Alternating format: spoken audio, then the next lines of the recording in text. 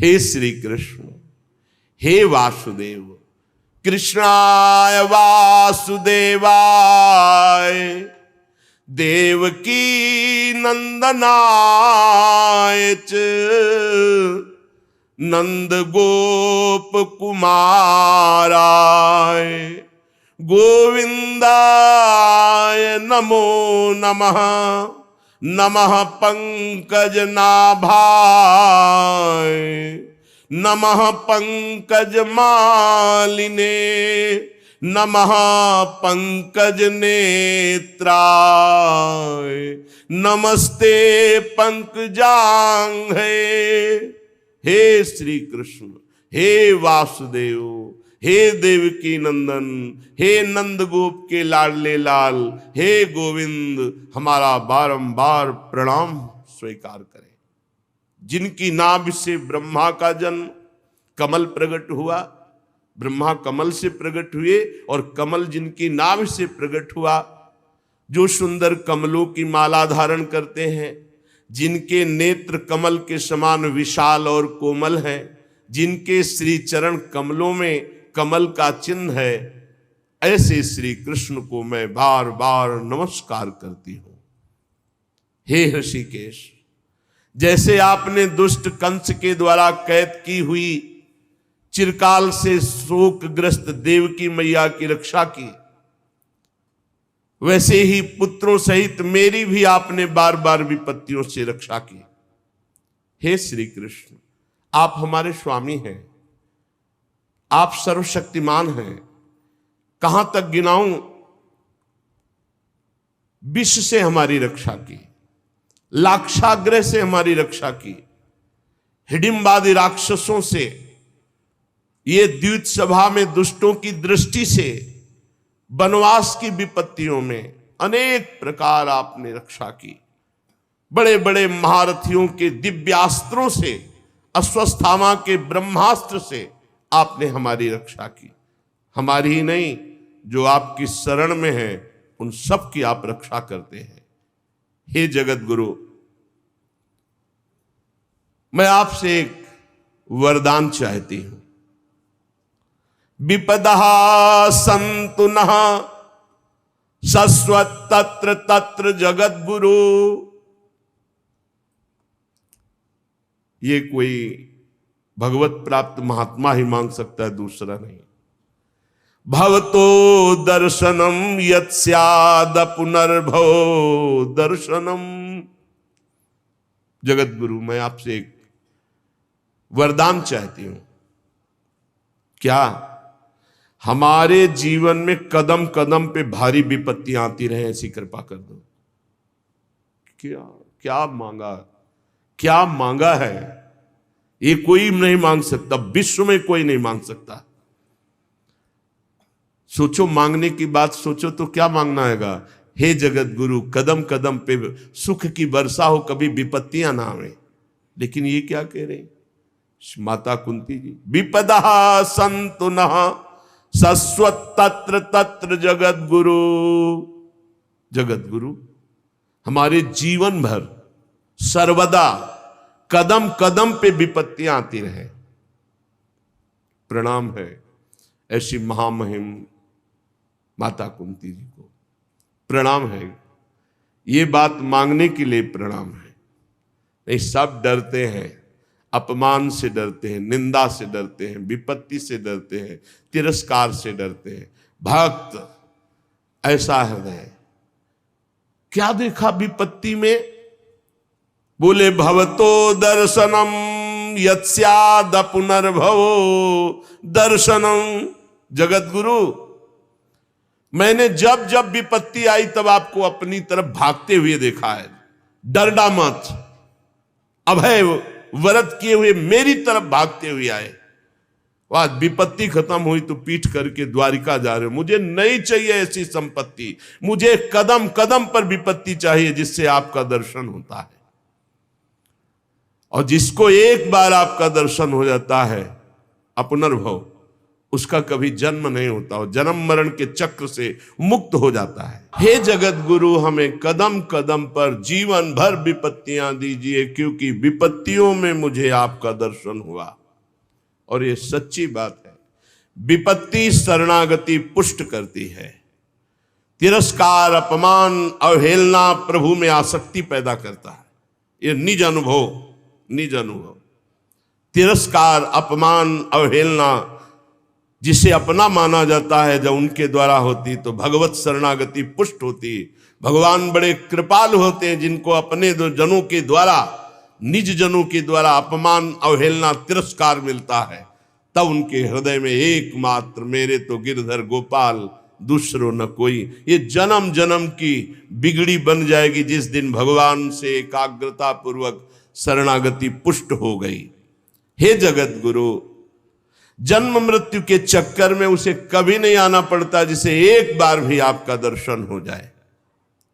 प्रभु, ये ऊंचे कुल में जन्म होना, जन्म ऐश्वर्य श्रुत स्त्री भिरेद मान मदः पुमान, ये सब अहंकार, कुछ नहीं है इसमें। ऊंचे कुल में जन्म हो गया, खूब रुपया पैसा, बैंक बैलेंस, खूब बहुत विद्वान और घमंड, तो प्रभु कुछ नहीं होगा, कुछ नहीं, उसकी दुर्गति पक्की है। क्योंकि वो घमंड में आकर ऐसे पापाचरण करेगा, दुर्गति प्राप्त हो जाएगी। वो दैन्य होकर आपकी शरण में नहीं आएगा, वो नाम जप नहीं करेगा, वो भजन नहीं करेगा। जिनको थोड़ा शरीर स्वस्थ है, ऐसे यत्किंचित धन है, संतों के प्रति उनकी भावना शास्त्र के प्रति या भगवान के प्रति नहीं होती। हे प्रभु, ये ऊंचे कुल में जन्म होना, ऐश्वर्य, रुपया, पैसा, विद्या, ये संपत्ति, ये घमंड पैदा कर देते हो। घमंड दुर्गति, दुर्गति पक्की। प्रभु, आप ऐसे घमंडियों को अपनी भक्ति, अपना नाम, अपना सत्संग छूने तक नहीं देते। यह भागियों को नहीं मिलता, बड़े भाग्यशाली। संत समागम शम न लाभ कछुआन, उमा संत समागम सम न लाभ। इस सृष्टि में परम लाभ क्या? भगवान की भक्ति, भगवान से प्रेम। ये कहां से होता है? ये साधु समागमा, भगवत प्रेमी महात्माओं के संग से होता है। प्रभु, आप उनको दर्शन देते हैं जो दैन्य होते हैं, जो अकिंचन होते हैं, जो निर्धन होते हैं। अब यहां निर्धन किसको कहते हैं? जिसका अहंकार भगवान के चरणों में समर्पित हो गया। देखो, अम्बरीश जी चक्रवर्ती सम्राट है, पर न तप का अहंकार है, न भजन का अहंकार है, न राजा होने का अहंकार। हाथ जोड़े दुर्वासा जी के सामने खड़े, दुर्वासा जी कृत्या प्रकट कर रहे, एक कदम पीछे नहीं हट रहे, वैसे ही हाथ जोड़े खड़े। भगाया सुदर्शन चक्र ने, वैसे ही हाथ जोड़े खड़े। लौट के आए, वैसे ही हाथ जोड़े मिले। दैन्य, अकिंचन और निर्धन, सुनेरी मैंने निर्बल के बलराम। ये अपबल, तपबल, बाहुबल, दामबल, विद्याबल, ये सब भगवान से विमुख करने वाला होता है। आप निर्धनों के परम धन हैं। जिस पर आपका कृपा प्रसाद होता है, वो प्रपंच माया उसकी तरफ देख भी नहीं सकता। आप ऐसे भक्तों के हृदय में विहार करते हैं जो अकिंचन, दैन्य, आंसुओं से कपोल भींज रहे। प्रभु, मैं कैसे रिझाऊं आपको, मेरे में तो कोई बल नहीं है। हे शांत स्वरूप, हे कैवल्य मोक्षाधिपति, हे श्री कृष्ण, मैं बार बार आपको नमस्कार करती हूं। मैं आपकी कृपा से जानती हूं कि आप कौन हैं। आप अनादि, अनंत, सर्वव्यापक, सबके नियंता, काल रूप, परम ईश्वर हैं। ये मैं अनुभव कर रही हूं। कुंती माता कह रहे हैं, संसार के समस्त पदार्थ और प्राणी ये आपस में राग द्वेष करके विषमता के कारण परस्पर अशांत हो रहे, जल रहे, लड़ रहे, मर रहे। परंतु आप उस स्थिति में भी उनमें समान रूप से विराजमान रहकर निर्लेप रहते हैं। भगवान, आप जब मनुष्यों की सी लीला करते हैं तो कौन ऐसा है जो आपको जान सके? आप क्या करना चाहते हैं कोई नहीं जानता, और मैं आपकी कृपा से जानती हूं कि आपका कभी कोई ना प्रिय है और ना अप्रिय है, पर जो आपको प्यार करते हैं आप उनसे ये था माम प्रपद्यन्ते तास तथैव भजाम्यहम्। ना भगवान का कोई प्रिय है ना अप्रिय है, पर आप जब भगवान से प्यार करेंगे तो भगवान पक्षपाती हो जाएंगे, आपका पक्ष ले लेंगे, आप जीत जाएंगे। लोगों की ही बुद्धि आपके प्रति विषम होती रहती है। हम अपनी बुद्धि का इतना सम्मान करते हैं कि शास्त्र, संत, गुरुदेव और भगवान तक के विधान में हम ये निर्णय कर देते हैं उन्होंने ठीक नहीं कहा। ये विषम बुद्धि संसारी पुरुषों की हुआ करती है। आपकी कृपा प्रसाद से मैं आपको जानती हूं। क्या आप विश्वात्मा हैं, आप विश्व रूप हैं। आप ना कभी जन्म लेते हैं और ना आपका कोई कर्म होता है, फिर भी आप जन्म लेते हैं और कर्म करते हैं। पशु, पक्षी, मनुष्य, ऋषि, जलचर, किसी भी रूप में आप प्रकट हो सकते हैं। ये आपकी लीला है। बचपन में आपने जब दूध की मटकी फोड़कर यशोदा मैया को खिजा दिया तो उन्होंने आपको बांधने के लिए हाथ में रस्सी ली। उस समय आप जो भयभीत होकर आंखों में आंसू और काजल कपोलों में ऐसे मल रहे थे, वो सब देख देख करके मुझे बड़ा आश्चर्य हो रहा है। मैं मोहित हो रही हूं। अब भी मेरे नेत्रों के सामने वो झांकी है, मैया के हाथ में छड़ी है। आज से ऐसा करेगा? आप ऐसे ऐसे कर रहे हैं, काजल पूरा नेत्रों में, और भयभीत दृष्टि से मैया की तरफ देख रहे। मुझे आज भी बड़ा आश्चर्य हो रहा है। मुख झुका हुआ, नेत्र मैया की तरफ, भय से युक्त। अरे जिसके भय से काल भी भयभीत हो जाता है वो है आप। मैया की एक छोटी सी छड़ी से आप भयभीत। प्रभु प्रभु, आप जनाना ना चाहे तो आपको कोई नहीं जान सकता। हे अजन्मा, आप जन्म क्यों लिए? कोई कोई महापुरुष योग कहते हैं कि अपने प्रिय भक्त पुण्य श्लोक महाराजाधिराज यदु की कीर्ति का विस्तार करने के लिए यदुवंश में आपने उतार लिया। दूसरे लोग कहते हैं सुतपार प्रश्नी के रूप में वसुदेव देवकी जी ने भारी तपस्या की तो आपने उनको वरदान दिया, इसलिए आप अजन्मा होकर प्रकट हुए। कोई कहता है दैत्यों के नाश के लिए आपका अवतार हुआ। कुछ लोग कहते हैं इतना पाप बढ़ गया था कि पृथ्वी डगमगा रही थी तो ब्रह्मा जी की प्रार्थना से आप प्रकट हुए।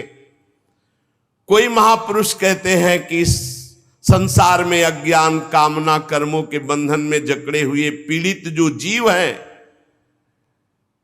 आप उनके स्मरण, उनके लीला गायन, उनकी सेवा, उनका आकर्षण, इसलिए आपने ये मानव रूप धारण किया। क्योंकि आप जब लीला करते हैं तो गा गा कर हृदय पवित्र होता है। आपका जो नाम है उसका जप करके जीव मुक्त हो जाता है। अगर आपका अवतार ना होता तो आपका लीला, आपका रूप, आपका चरित्र कैसे गायन करने में आता? ये आपका लीला चरित्र और आपका नाम जब जन्म मृत्यु के प्रवाह को रोक देता है। बहुत सुंदर। हे भक्त वांछा कल्पतरु प्रभु, आप अब हमें छोड़कर प्रगट में जाना चाहते हैं तो आप जानते हैं कि हम नहीं जी सकते आपके चरणारविंद के वियोग में।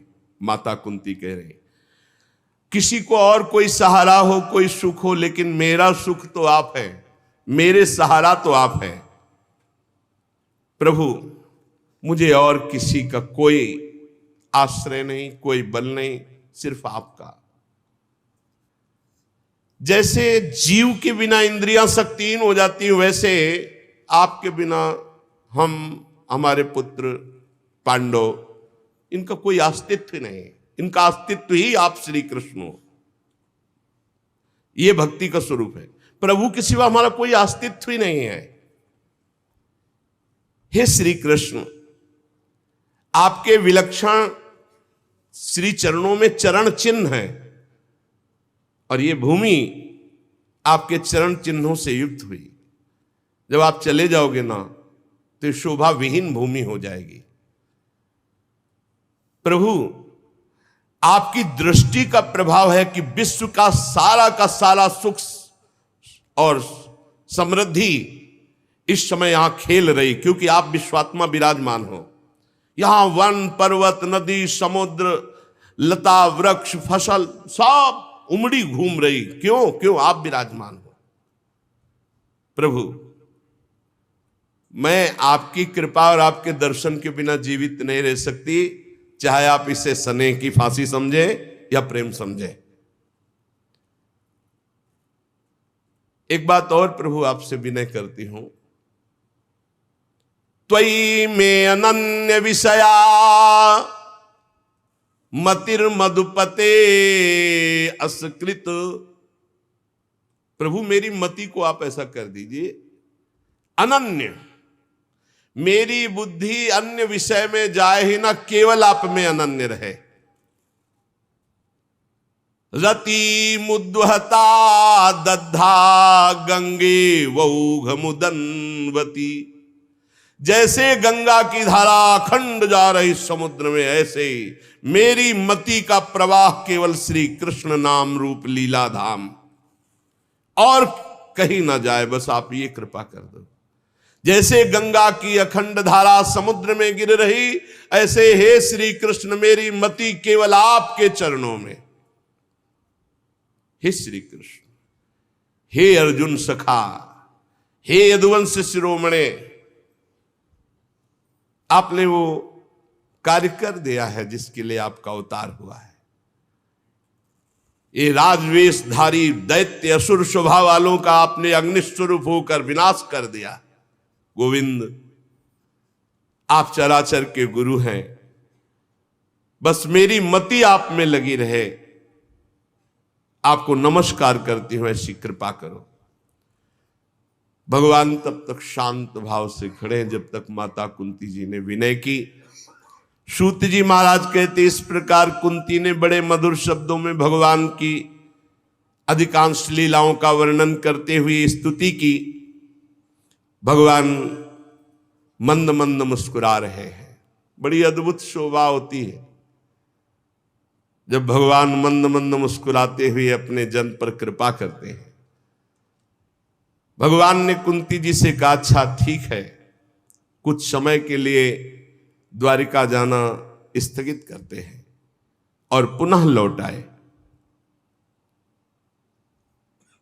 फिर सुभद्रा आदि देवियों से मिलकर के महाराज युधिष्ठिर के समीप, युधिष्ठिर जी को देखा, अब भी वो शोक मग्न है। भगवान अंतर्बात जानने वाले भगवान श्री कृष्ण द्वैपायन व्यास जी से कहा, इनको समझाओ, ये क्यों शोक मग्न है युधिष्ठिर जी।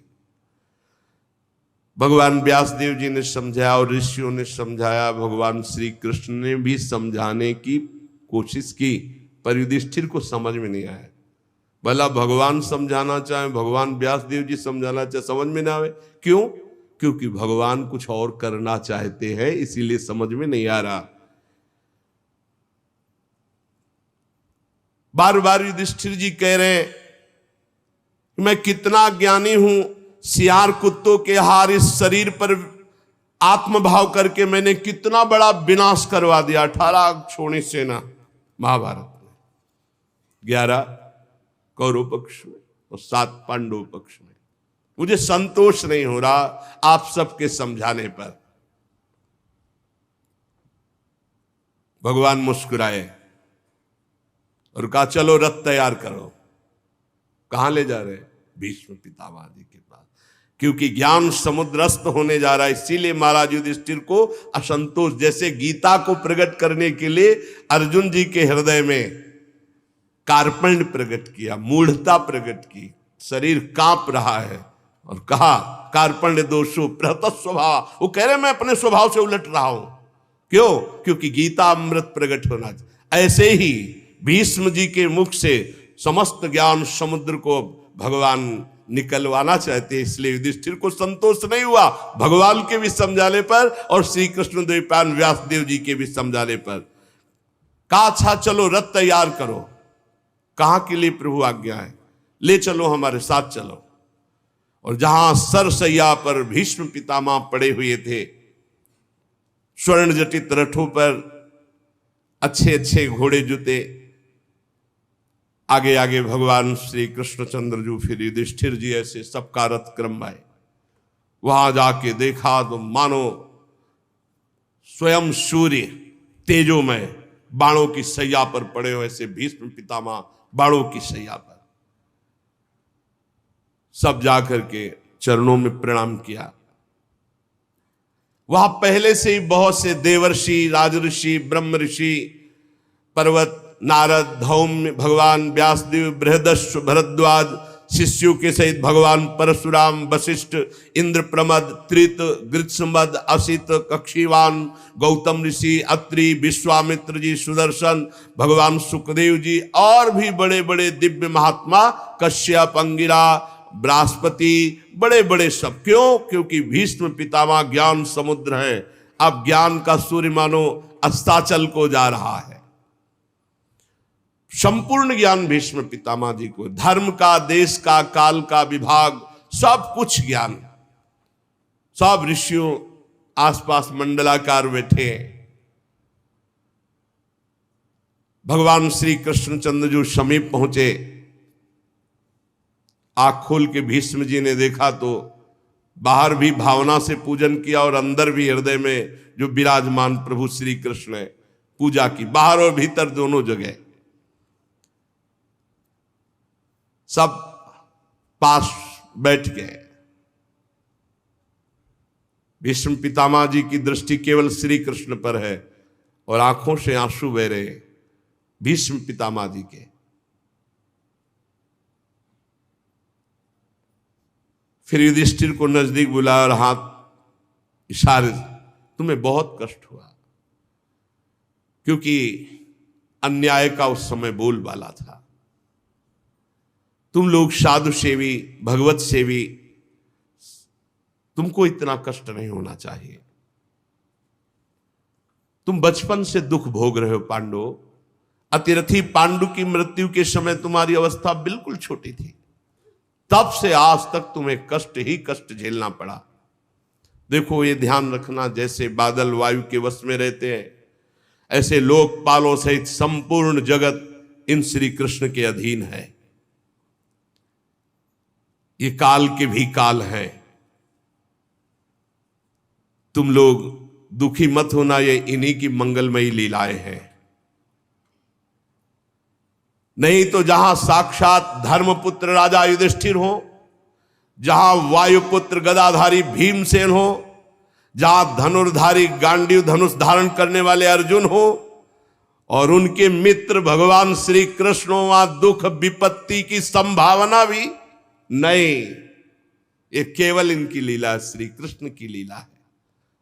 युधिष्ठिर, तुम इन कालों के भी महाकाल श्री कृष्ण को नहीं जानते हो, कब ये क्या करना चाहते हैं कोई भी नहीं जानता, बड़े बड़े ज्ञानी भी नहीं जानते। युधिष्ठिर, सब ईश्वर कोटि के जितने महात्मा है सब इनकी इच्छा के अधीन है। इनको कोई नहीं जान सकता। जितना जनाते हैं उतना ही जान पाएगा। युधिष्ठिर, ये सब जितने ऋषि बैठे सर्वज्ञ हैं, ये सब जानते हैं कि श्री कृष्ण ही साक्षात भगवान हैं। इन्हीं के अंश से आदि पुरुष भगवान नारायण और जितने अवतार होते हैं इन्हीं के अंश से हैं।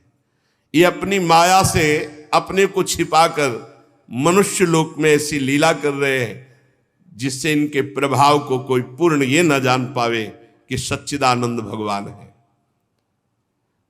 मैं अंतिम समय गूढ़ राज से बोल रहा हूं कि साक्षात भगवान बोलते ना, अंतिम समय तो झूठ कोई बोलता नहीं। फिर भीष्म पितामह तो सत्य प्रतिज्ञ है, फिर भी कह रहे मैं अंतिम समय बोल रहा हूं। ये साक्षात भगवान समस्त अवतारों के अवतारी युधिष्ठिर, ये भगवान शंकर, देवर्षि नारद, भगवान कपिल, ये सब सर्वज्ञ महात्मा है। जो मैं बोल रहा हूं उसको जान रहे हैं। जिसे तुम अपना ममेरा भाई समझ रहे हो, प्रिय मित्र समझ रहे हो, हितैषी समझ रहे हो, तुमने प्रेम बस जिनको अपना मंत्री बनाया, दूत बनाया, सारथी बनाया और संकोच नहीं किया, तुम जानते हो ये कौन है? ये स्वयं परब्रह्म परमात्मा है। ये सर्वात्मा समदर्शी अद्वितीय अहंकार रहित निष्पाप परमात्मा, ये तुम्हारे प्रेम विवश होकर ऊंचे से ऊंचे, नीचे से नीचे हर कार्य करने में कभी संकोच नहीं किया। युधिष्ठिर, ये समतत्व हैं, फिर भी देखो तुम्हारी भक्ति के वश होकर ये पक्षपात किए। यही कारण है, यही कारण है इनकी करुणा का। क्या भक्ति का पक्षपात कि जब मैं अब अपने प्राण त्यागने जा रहा हूं तो स्वयं साक्षात चलकर हमारे सामने उपस्थित हुए। ये उपदेश दिलाने नहीं, ये हमारा अंतिम बनाने आए हैं। भगवत परायण योगी पुरुष भक्ति भाव से इनमें अपना मन लगाकर और वाणी से इनका नाम कीर्तन करके जब शरीर त्यागता है तो कामना और कर्म बंधन से छूटकर जीवन मुक्त वो भगवत धाम जाता है। देव देवेश कैसे प्रसन्न लग रहे हैं, कैसा हास्य प्रकट हो रहा है। देखो ना, रक्त कमल के समान अरुण नेत्र कैसे उल्लसित है, कैसा श्रीमुख। और ये तब जब मैं शरीर त्यागने जा रहा हूं। युधिष्ठिर उनकी बात सुनकर सरसैया पर सोए हुए भीष्म पितामह से बहुत से ऋषियों के सामने नाना प्रकार के धर्मों के संबंध में अनेकों प्रश्न पूछे गए। तत्ववेत्ता भीष्म पितामह ने वर्ण आश्रम के अनुसार पुरुष के स्वाभाविक धर्म, वैराग्य, राग के कारण और विभिन्न रूप से बतलाए हुए निवृत्ति प्रवृत्ति रूप द्विविध धर्म, दान धर्म, राजधर्म, मोक्ष धर्म, स्त्री धर्म, भागवत धर्म, सबका जो जो प्रश्न किया गया सबका भीष्म पितामह जी ने उत्तर दिया। भीष्म पितामह जी शांत होते चले जा रहे हैं। फिर भगवान श्री कृष्ण में दृष्टि लगाई, प्रश्न उत्तर बंद। देखा पीतांबर फहरा रहा है, नील मेघ की कांति गंभीर मुद्रा में भगवान श्री कृष्ण खड़े हैं। भीष्म जी की एकटक आंख श्री भगवान पे। क्या सुंदर मृत्यु का अब भीष्म जी है, क्या सुंदर।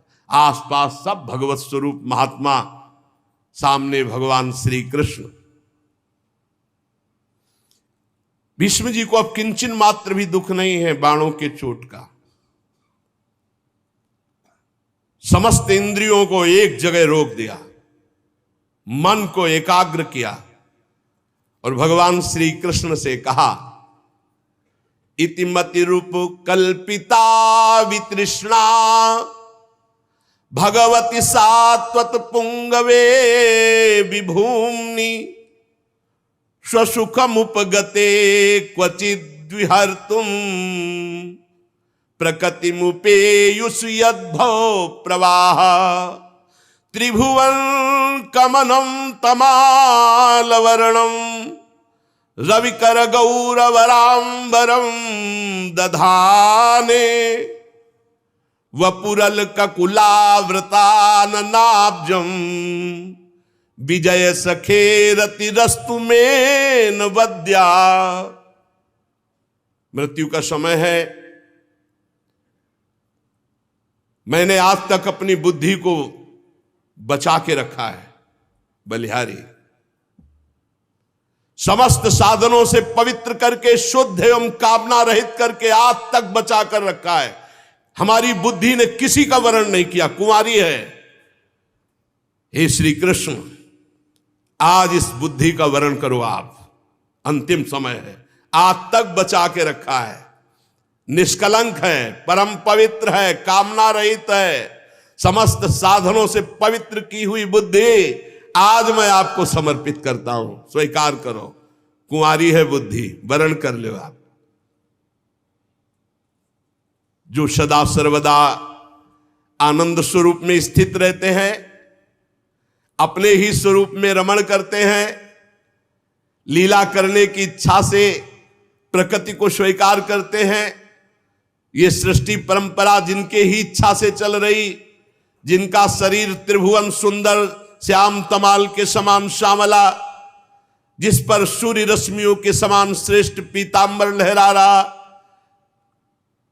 कमल सदस्य नेत्र, कमल सदस्य मुख, घुंघराली अलकावली मुस्कुरा रहे। हे अर्जुन सखा, हे श्री कृष्ण, मेरी निष्कपट प्रीति आप में हो। मुझे याद है वो झांकी आपकी,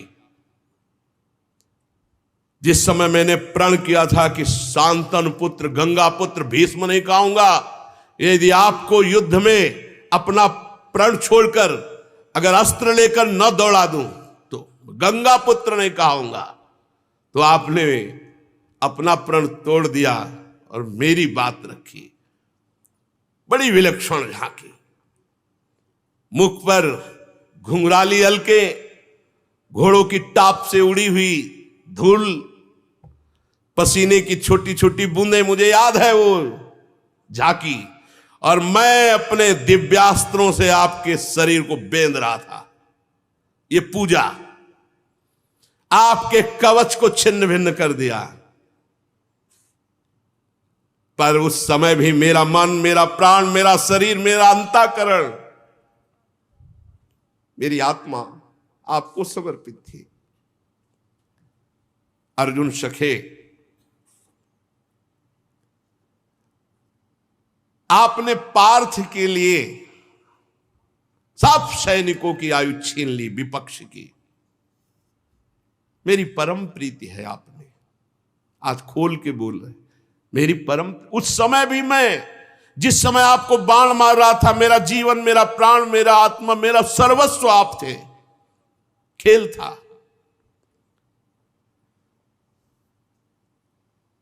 अर्जुन जब अपने मुझ जनों को देख करके मोहित हुए, तब आपने उनकी अविद्या का नाश करने के लिए विशुद्ध गीता का उपदेश किया।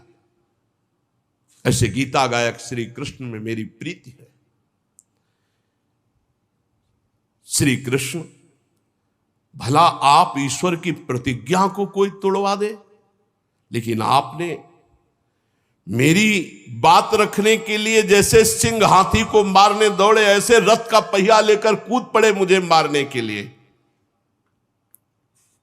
प्रभु, और मुझ आताताई ने उस समय भी आपके ऊपर बाण चलाए, आपका कवच तोड़ डाला।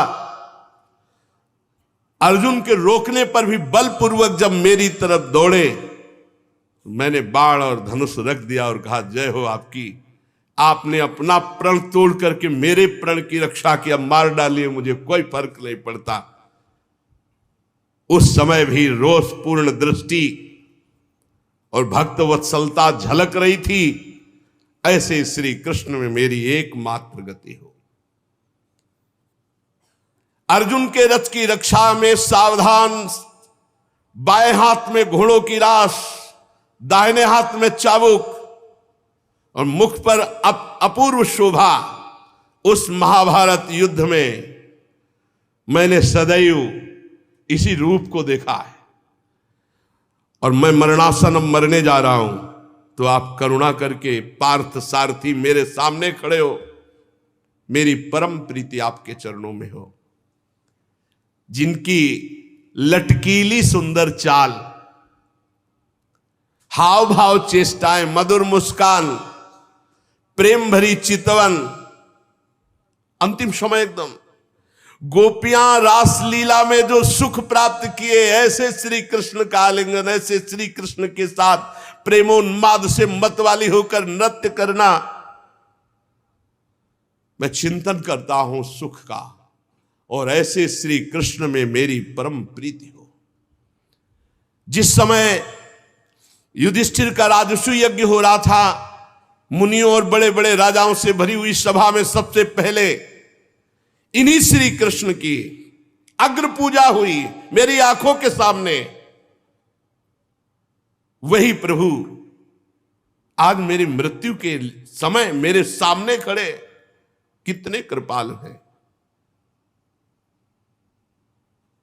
वास्तव में इस समय मैं श्री कृष्ण को प्राप्त हो रहा हूं। न भय है, न भ्रम है, न कोई संशय है। समस्त ऋषियों, सबके हृदय में विराजमान श्री कृष्ण को मैं प्राप्त हो रहा हूं। धीरे धीरे वाणी मौन, नेत्र मूंद लिए। जे ही सबने देखा भीष्म पितामह की वाणी रुक गई, दृष्टि मुंद गई। सब एकदम अचानक खड़े हो गए और देखा प्राण रहित भीष्म का शांत शरीर। भगवान में सबसे कहा मैं भगवान को प्राप्त हो रहा हूं। ये अंत है, सामने भगवान खड़े। दृष्टि, मन, बुद्धि, चित्त, प्राण सब भगवान के चरणों में समर्पित कर दिया। अनंत ब्रह्म श्री कृष्ण में भीष्म पितामह जी वैसे ही लीन हो गए। आप चारों ओर सन्नाटा छा गया, जैसे दिन के बीतने पर संध्या काल के बाद पक्षियों का कलरव शांत हो जाता है। उसी समय देववाद्य बजने लगे, आकाश से पुष्पों की वर्षा हुई। भगवान श्री कृष्ण भी शांत गंभीर मुद्रा में, भीष्म जी का जीवन लीला शांत हुई। युधिष्ठिर जी भगवान की आज्ञा के अनुसार अंत्येष्टि संस्कार कराए। मुनियों ने भगवान श्री कृष्ण की पूजा अर्चना वंदना की। फिर सब ऋषिजन अपने अपने आश्रम को लौट गए। शौनक जी ने पूछा, धार्मिक शिरोमणि महाराज युधिष्ठिर ने अपनी पैतृक संपत्ति को हड़प जाने के इच्छुक आताताइयों का नाश करके अपने भाइयों के साथ किस प्रकार से राज्य शासन किया, कौन कौन से काम किए, क्योंकि महाराज युधिष्ठिर की भोगों में तो प्रवृत्ति थी नहीं। सूत जी कहते हैं, संपूर्ण सृष्टि को जीवित करने वाले भगवान श्री हरि कलहाग्नि से दग्ध कुरुवंश को पुनः अंकुरित कर युधिष्ठिर को उनके राज्य सिंहासन पर बैठाकर बहुत प्रसन्न हुए। भीष्म पितामह अंतर्ध्यान हो चुके, उनके वचनों से युधिष्ठिर की सब भ्रांति मिट गई। भगवान के आश्रय से समुद्र पर्यंत सारी पृथ्वी का शासन, समस्त राजा लोग उनकी आज्ञा में, ऐसा महान पद युधिष्ठिर जी को प्राप्त हुआ। भगवान महल की जितनी भी देवियां हैं सबसे मिल रहे हैं। फिर युधिष्ठिर जी से कहा कि अब हमें जाने की अनुमति दीजिए। युधिष्ठिर जी बार बार हृदय से लगा रहे हो, कह रहे कि कैसी बात कहते हो, कौन ऐसा होगा जो आपको जाने की अनुमति दे। पर आपको जिसमें सुख मिले भगवान आज्ञा करिए, रथ तैयार किया जाए और अब हम द्वारिकापुरी के लिए चलते हैं। समान उम्र वालों को आलिंगन किया, छोटी उम्र वालों ने जो भगवान को प्रणाम किया तो आशीष दिया। सुभद्रा, द्रौपदी, कुंती, उत्तरा, गांधारी, धृतराष्ट्र, युत्सु, कृपाचार्य, नकुल, सहदेव, भीमसेन, धौम्य, सत्यवती, ये सब मूर्छित से हो रहे हैं भगवान के वियोग की भावना में। मुरली मनोहर सारंगपाणी भगवान श्री कृष्णचंद्र जी द्वारिकापुरी जाना चाहते, इस बात से सब विकल हैं। भगवत भक्त संत पुरुषों के संग से जिनका दुस्संग छूट गया है, वह विचारशील पुरुष भगवान के मधुर मनोहर सुयस को, नाम को एक बार स्वाद पा ले तो छोड़ नहीं सकता।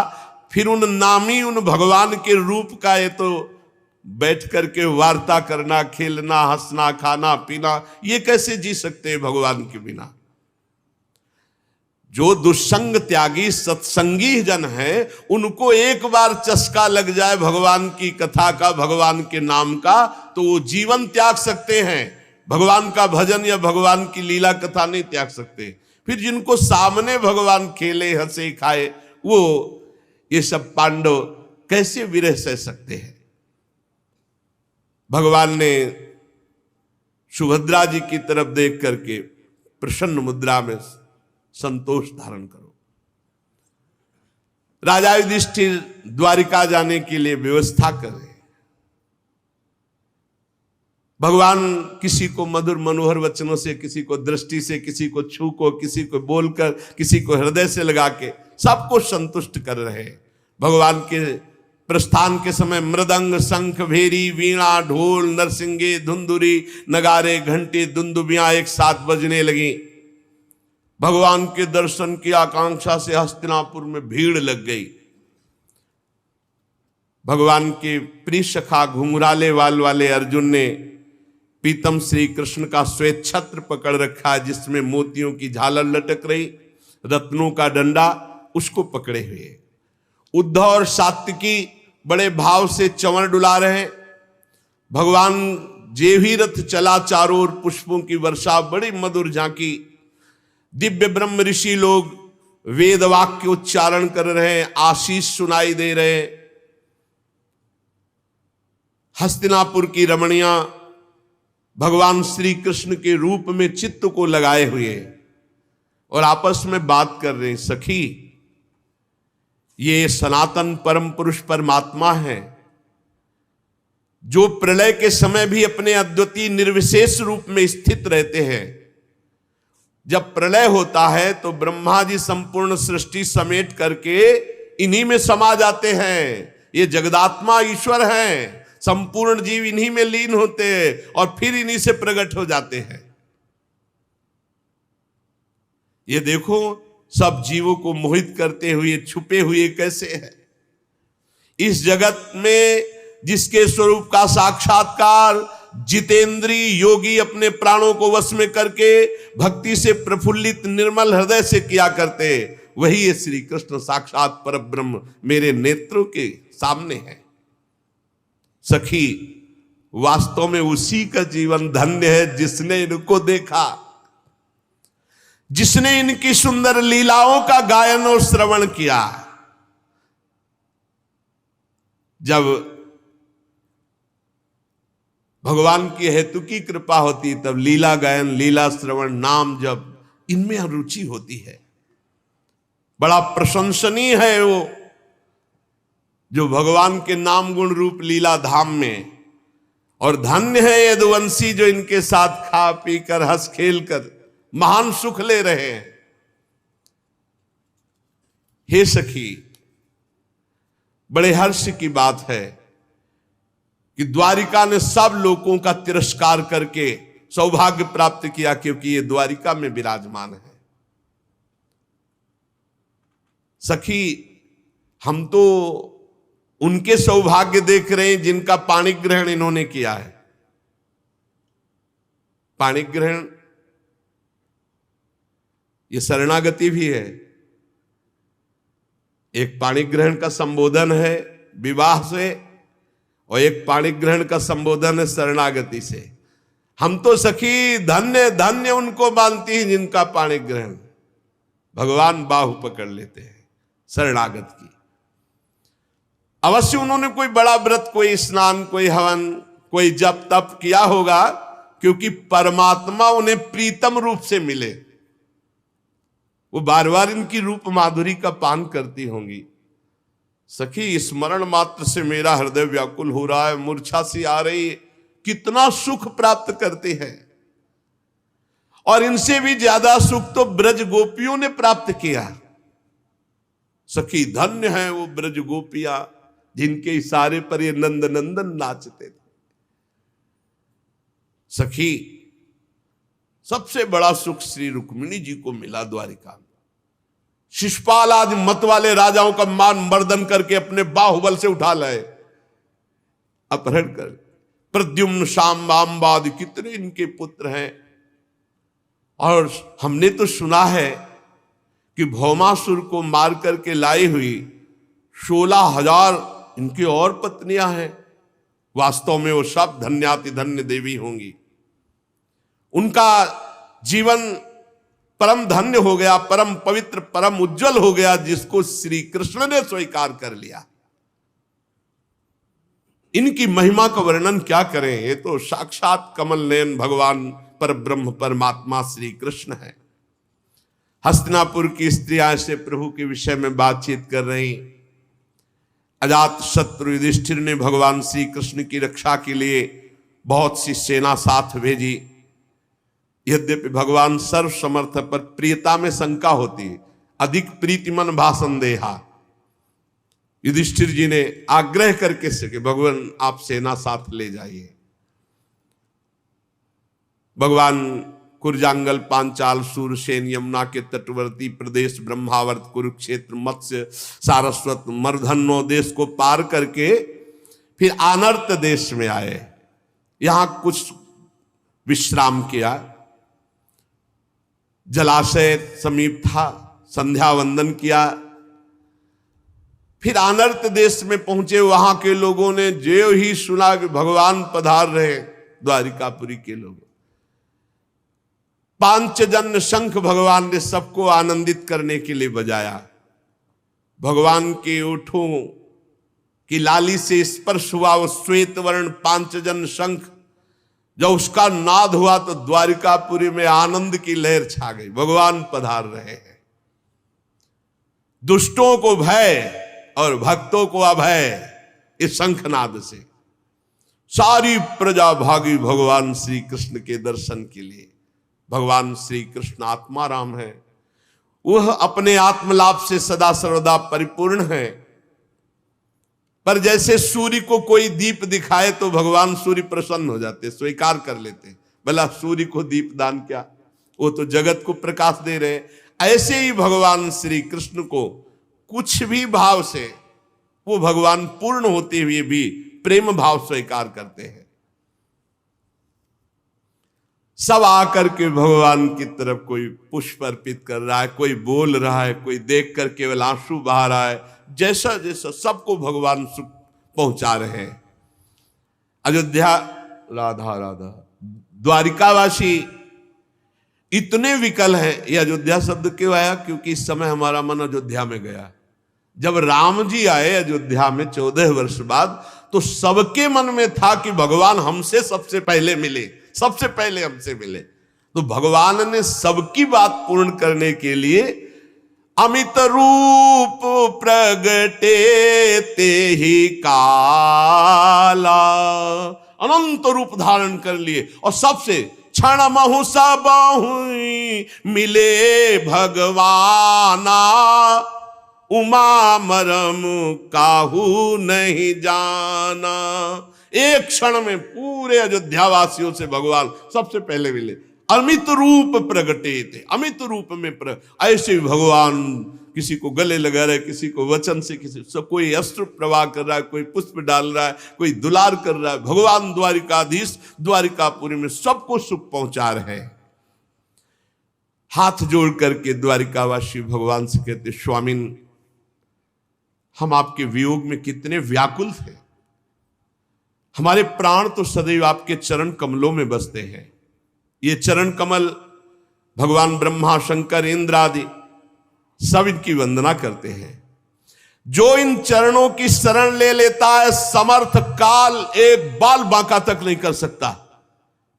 हे प्रभु, जो आपके इन चरणों की शरण ले लेता है, समर्थ काल भी बाल बांका नहीं कर सकता। विश्वभावन, आप ही हमारे माता हैं, आप ही हमारे सुहृद हैं, आप ही हमारे पिता हैं, आप ही हमारे स्वामी हैं, आप ही हमारे सद्गुरु हैं, आप ही हमारे आराध्य देव हैं। भला आपके वियोग में हमारी क्या दशा होगी, आप सोचो। आपका अनुपम रूप दर्शन करते हुए हम द्वारिका वासियों को जो सुख होता है हम कैसे बताएं।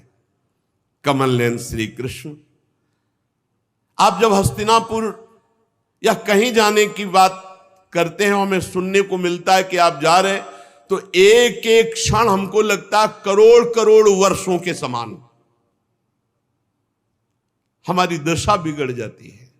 हे नाथ, हे भक्तवत्सल, आप कभी द्वारिकापुरी से मत जाया करें। द्वारिकावासी के भगवान कृपामयी दृष्टि से सबकी तरफ देख रहे, बड़ा अनुग्रह वर्षा करते हुए द्वारिका में प्रवेश किया। मंगल शकुन गजराज को आगे करके स्वस्त्यन पाठ करते हुए सब श्रेष्ठ श्रेष्ठ यदुवंशी भगवान का स्वागत किए। भगवान सबसे अलग अलग यथा योग्य मिले। किसी को सिर झुकाकर प्रणाम किया, किसी के पैर छुए, किसी को नेत्रों से देख लिया, किसी को गले से लगाया, किसी से हाथ मिलाया, किसी की तरफ मुस्कुरा भर दिया, किसी की तरफ प्रेम दृष्टि। जैसा अधिकारी वैसे ही भगवान ने सबको, द्वारिकावासी सबको सुख प्रदान किया। बालक वृद्ध सब भगवान सबसे मिले। भगवान श्री कृष्ण के बाहर रहने के कारण जितनी विरह व्यथा थी सब द्वारिका के वासियों की दूर हुई। जिनकी निर्मल और मधुर हंसी, लजीली चितवन एक बार हृदय में बैठ गई तो विश्व विजयी कामदेव का भी कोई प्रभाव उसके हृदय में नहीं पड़ता। ये है श्री कृष्ण। जिसके हृदय में श्री कृष्ण रूप माधुरी आ गई तो विश्व विजयी कामदेव का भी प्रभाव उसके हृदय में नहीं पड़ता। और जिनकी मंद मुस्कान तिरछी चितवन की चोट में मुनिमन मोहन मदन मोहन के भी हृदय में बेसुध अवस्था आने लगती, उन प्रियाजू के चरणों की दास्ता जिसके हृदय में हो, फिर क्या कहला है। श्री कृष्ण अपने एकांत सेवी निज जनों को बहुत सुख प्रदान करते हैं। शौनक जी ने कहा, सूत जी अभी पीछे आपने बताया था कि अश्वत्थामा ने ब्रह्मास्त्र चलाया था उत्तरा के गर्भ में, तो ब्रह्मास्त्र का प्रभाव और गर्भस्थ शिशु बच जाना यह कैसे हो सकता है। गर्भ में महान ज्ञानी महात्मा परीक्षित जी थे, तो हमें लगता है कि भगवान ने ही उस समय स्वयं रक्षा की होगी, क्योंकि ब्रह्मास्त्र से बचना संभव है। फिर दूसरी बात मेरी और प्रश्न बन रहा है कि परीक्षित जैसे धर्मात्मा से कोई अपराध बन जाना, उनके लिए शाप होना, श्री सुखदेव जी का ज्ञानोपदेश करना, हम पूरा प्रसंग सुनना चाहते हैं। सूत जी ने कहा, धर्मराज युधिष्ठिर अपनी प्रजा को प्रसन्न रखते हुए पिता के समान उसका पालन करने लगे। वो भोगों से निष्प्रिय होकर निरंतर भगवद स्मरण परायण होते हुए राज्य पालन करते। अतुल संपत्ति, बड़े बड़े यज्ञ करके भगवान की आराधना करते। जम्बूद्वीप के स्वामी, स्वर्ग तक उनका यश, क्या कमी थी महाराज युधिष्ठिर के पास। देवता लालायित होते ऐसे भोग थे। पर महाराज पांडवों को भगवान श्री कृष्ण के सिवा और कुछ प्रिय नहीं था। शौनक जी,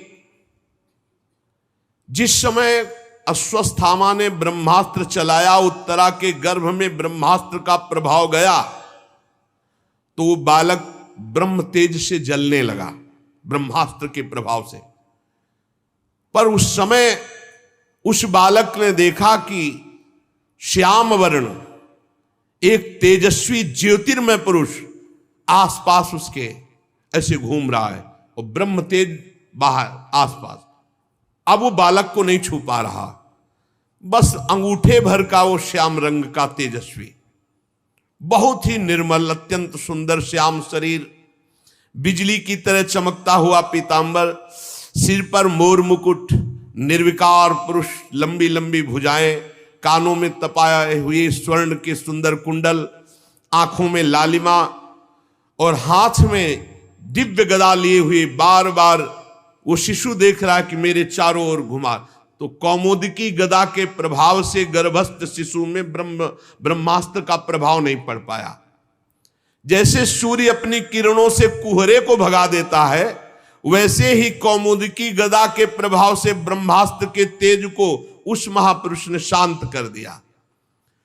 गर्भस्थ शिशु सोचने लगा ये कौन है।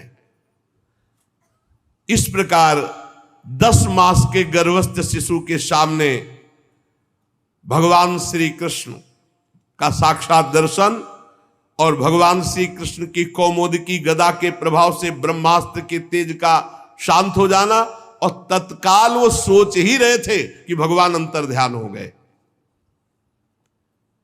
जे भी भगवान अंतर ध्यान हुए ते ही समस्त सद्गुणों को विकसित करने वाले शुभ समय में पांडु के वंशधर बालक का जन्म हुआ। जन्मते समय ही इतना महान तेजस्वी, क्योंकि गर्भ में भगवत साक्षात्कार हो गया है, महान तेज संपन्न। महाराज युधिष्ठिर जब सुना पौत्र हुआ, बड़े प्रसन्न हुए, क्योंकि अर्जुन पुत्र अभिमन्यु पुत्र परीक्षित।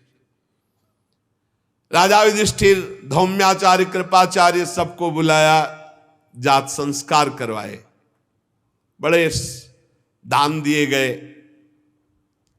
जब बालक का नाल छेदन नहीं होता, उसके पहले, नाल छेदन के पहले तक, उस समय को कहते हैं प्रजा तीर्थ।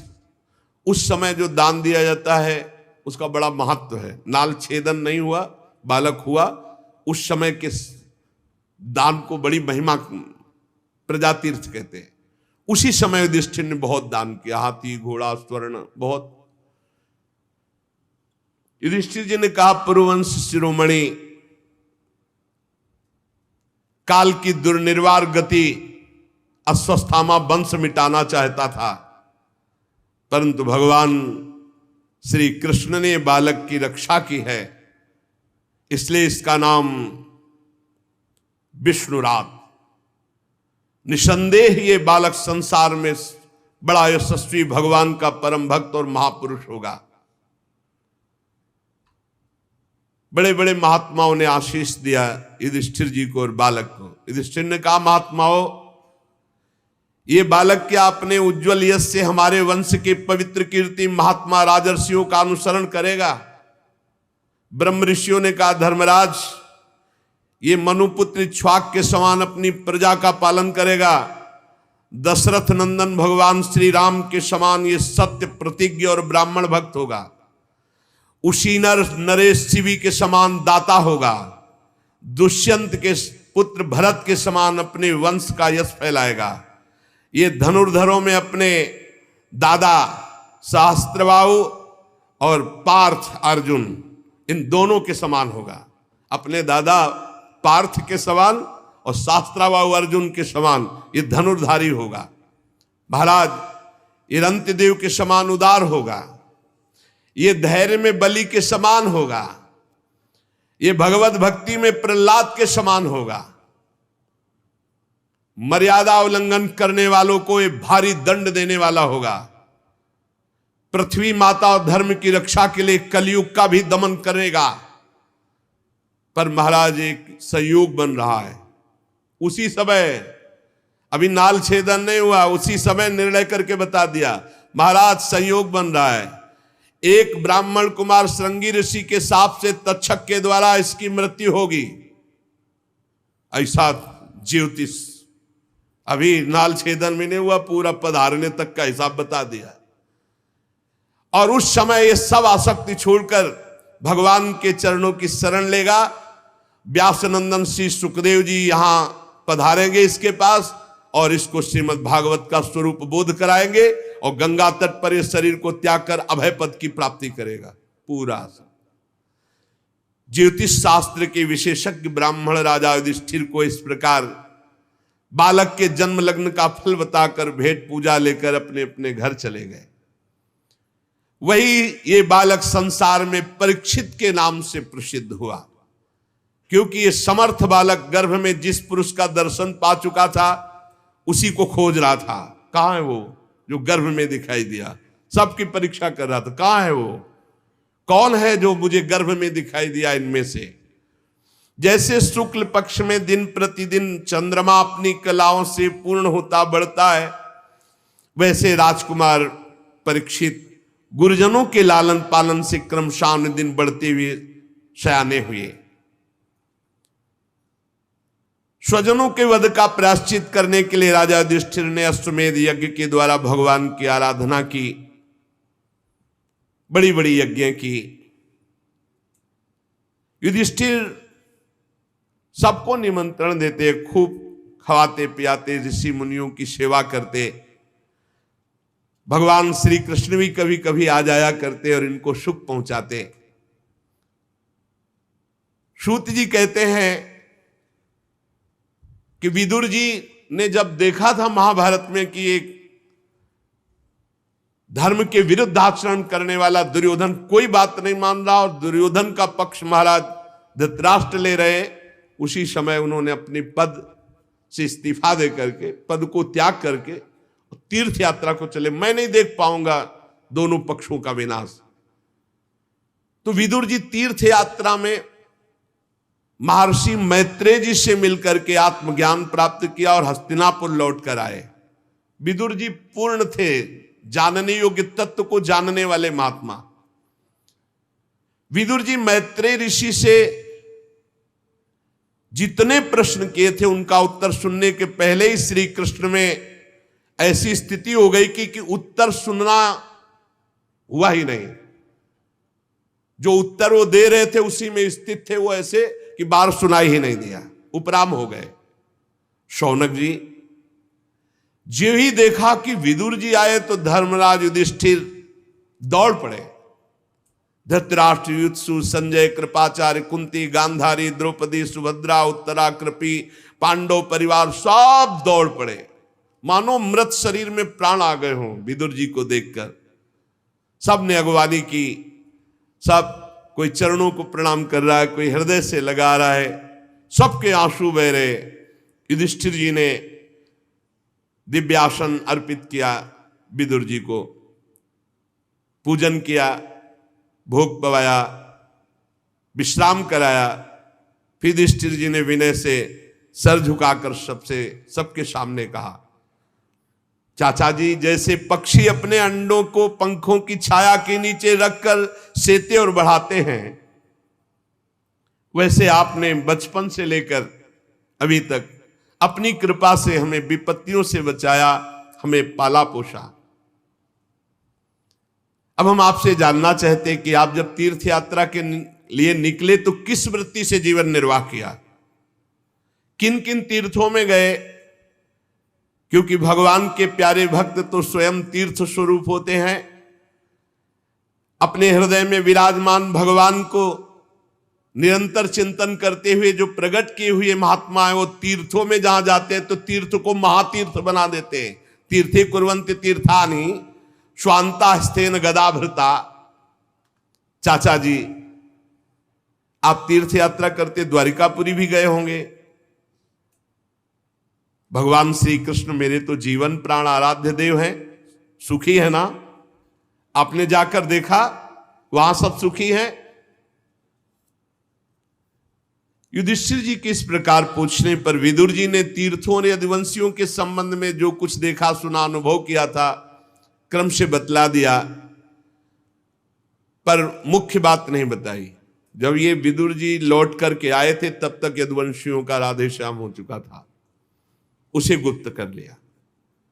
क्योंकि करुणा में विदुर जी पांडवों को अपने सामने कभी दुखी नहीं देख सकते थे, इसलिए उन्होंने कोई असही घटना नहीं सुनाई, क्योंकि वो तो स्वयं प्रकट हो जाएगी, बताने की क्या जरूरत है।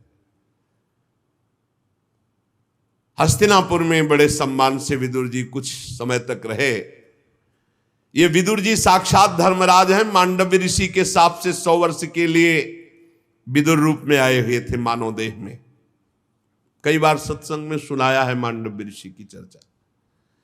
इतने दिनों तक यमराज की पदवी पर अर्यमा जी थे, उस पदवी में बैठते ही वो सामर्थ्य आ जाती है। ये दैवी संपदा से युक्त पदवियां हैं। तो अर्यमा जी ठीक पापियों को उचित दंड दे रहे थे। राज्य प्राप्त हो जाने पर अपने लोकपाल सरीखे भाइयों के साथ राजा युधिष्ठिर परीक्षित जी को देख करके बहुत आनंदित रहने लगे कि योग्य अधिकारी है। पर ये सब भूल चुके थे कि एक वो समय है जिसमें सर्वनाश होना है। पांडव भी ये भूल चुके थे कि अनजान में वो समय आ रहा है जिसमें हमारी मृत्यु होनी है, सबको मरना है। परीक्षित जी का वो सौंदर्य, परीक्षित जी का वो सब प्रसन्न थे। देखते देखते भयानक समय आ गया जिसे टाला नहीं जा सकता। विदुर जी ने देखा काल की गति, धृतराष्ट्र से कहा महाराज अब भी तुम्हारी समझ में नहीं आता, वैराग्य दिलाने के लिए कटुवचन बोलना ही होता है। बड़ा भयंकर समय आ रहा है और तुमने बड़ा भयंकर देख भी लिया, फिर भी सुखी होकर इनके टुकड़े खा रहे हो यहां हस्तिनापुर के महल में बैठ करके। मुझे दिखाई दे रहा है सर्वनाश, अब भाग चलो यहां से, निकलो, बात की बात में सर्वनाश हो जाएगा, भागो यहां से, अपना काम बना लो, भजन कर लो।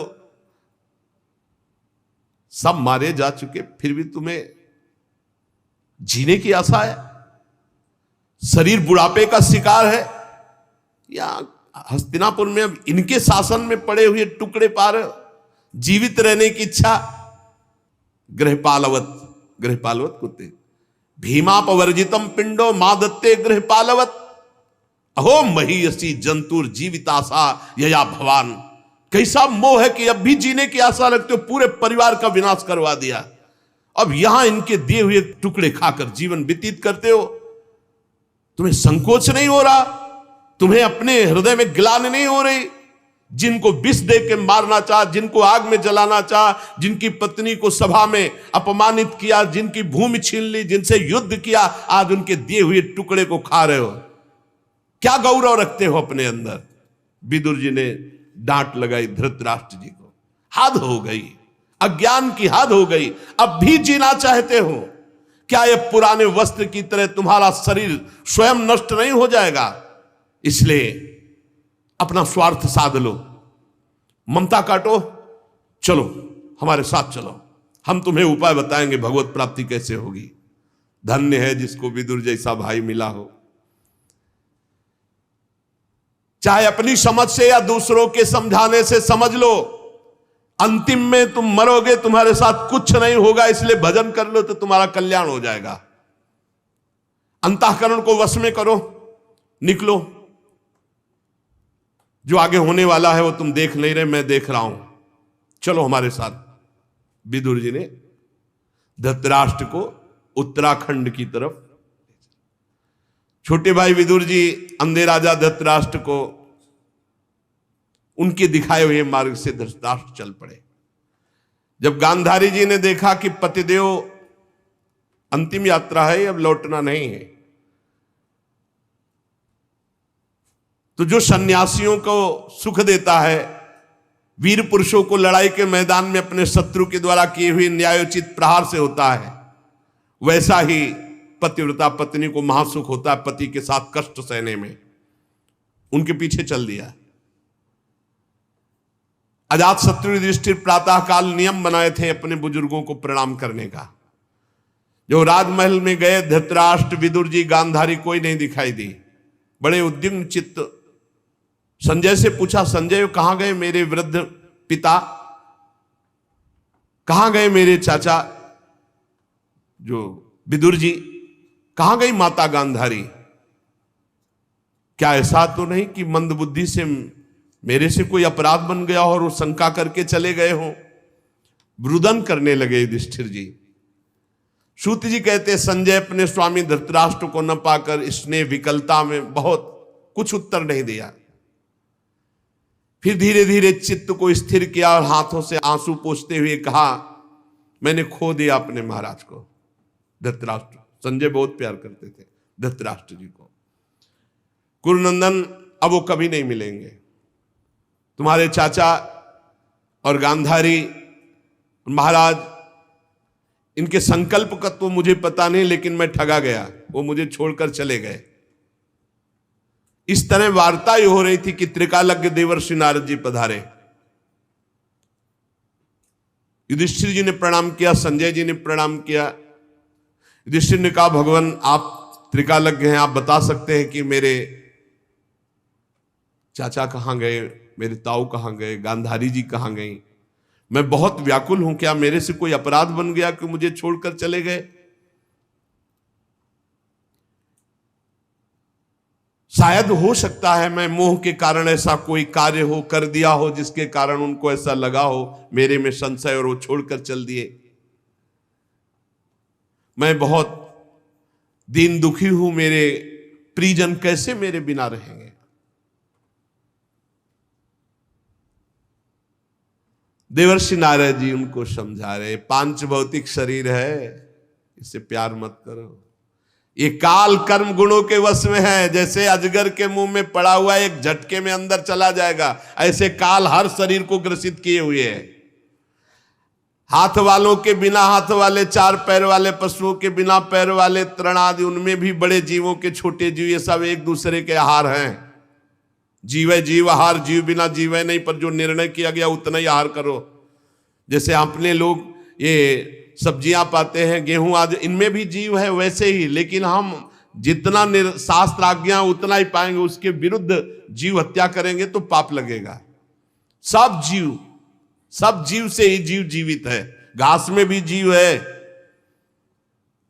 इन समस्त जीवों के बाहर भीतर एकमात्र स्वयं प्रकाश भगवान विराजमान है।